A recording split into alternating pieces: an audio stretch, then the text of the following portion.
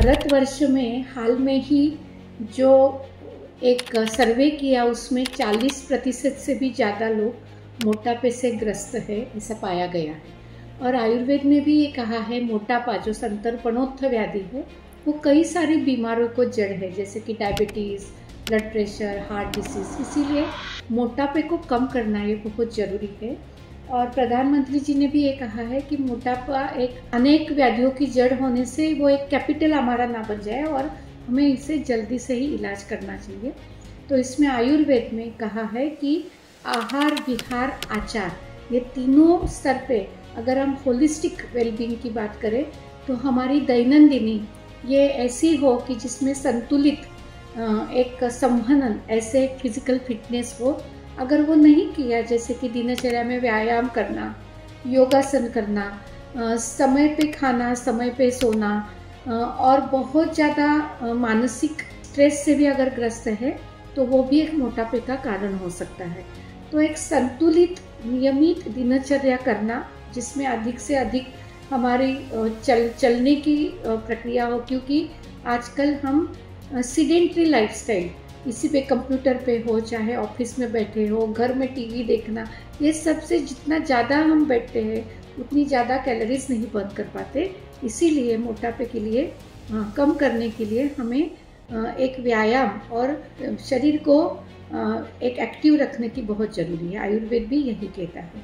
दूसरा, जो junk food है, बार बार खाने की प्रक्रिया, खाने की आदत और बहुत ज़्यादा जंक फूड जिसमें ब्रेड, मैदे से बनी चीज़, डेयरी प्रोडक्ट्स, ये सभी चीज़ें आजकल बहुत ज़्यादा खाने का प्रचलन में है। इसको हमें कम करना है। बासी, ठंडा, ये तला हुआ, ये सभी चीज़ों से जिसमें मेद कफ बढ़ता है, अवरोध करता है, अग्निमंद पचन करने की क्षमता कम हो जाती है। तो इस सब को हमें बचना चाहिए।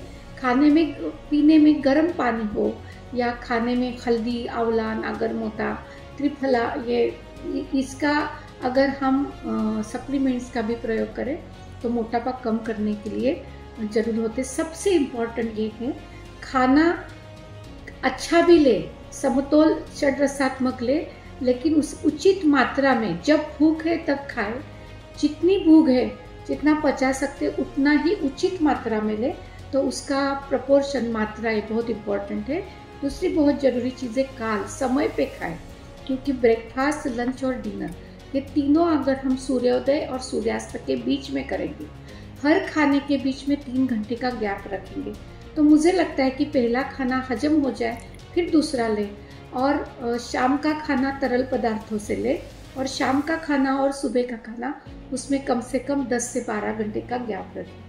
तो ये सब करेंगे समय पे, उचित समय में, उचित मात्रा में और समतोल आहार, ये शरीर को स्वस्थ रखने को, संतुलित रखने के लिए और मोटापा कम करने का एक बहुत बड़ा उसका उपाय है। उसी के ऊपर ध्यान दें।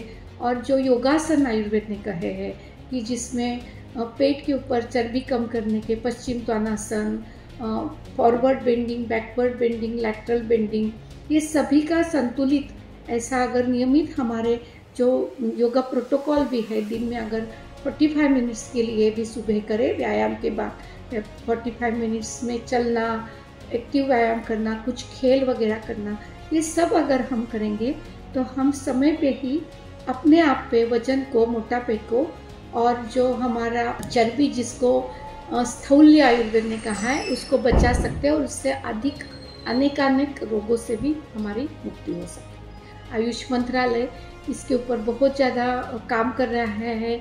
आयुष मिशन के तहत जितने भी हमारे आरोग्य मंदिर है वहाँ भी हो रहा है, और हर एक इंस्टीट्यूट में हो रहा है।